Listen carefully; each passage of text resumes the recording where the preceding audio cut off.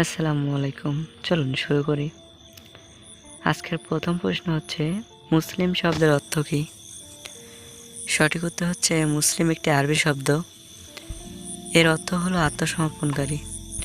যে ব্যক্তি নিজের ইচ্ছাকে আল্লাহর কাছে আত্মসমর্পণ করে তাকে মুসলিম বলে। আজকের দ্বিতীয় প্রশ্ন হচ্ছে, নবী কথার অর্থ কী? সঠিক উত্তর হচ্ছে, নবী একটি আরবি শব্দ। নবী কথার অর্থ হলো বার্তা বাহক বা ধর্ম প্রবক্তা। আজকের তৃতীয় প্রশ্ন হচ্ছে, ইসলাম শব্দের সঠিক অর্থ কী? সঠিক উত্তর হচ্ছে, ইসলাম শব্দের সঠিক অর্থ হলো শান্তি।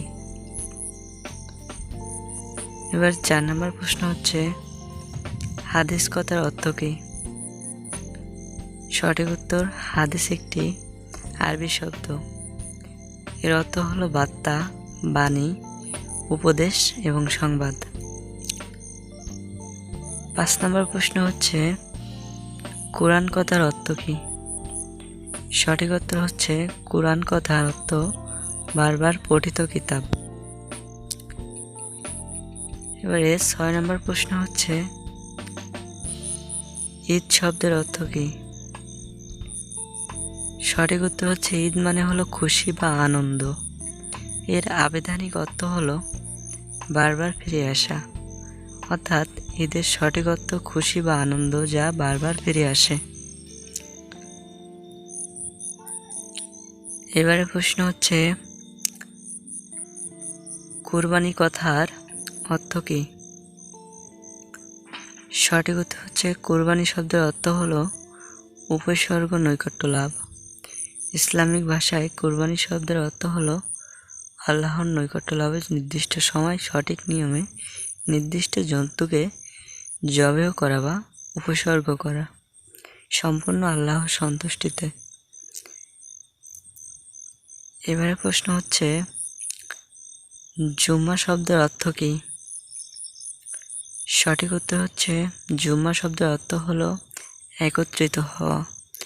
ইবাদতের উদ্দেশ্যে শুক্রবার দিন একত্রিত হয়ে নামাজ আদায় করাকে জুম্মার নামাজ বলা হয়।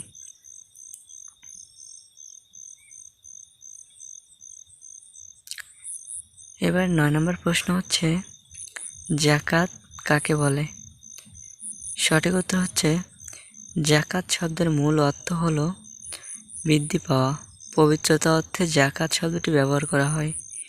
ইসলামিক ভাষা নির্ধারিত নিয়মের সম্পদের নির্ধারিত পরিমাণ পরিশোধ করাকে যাকাত বলে।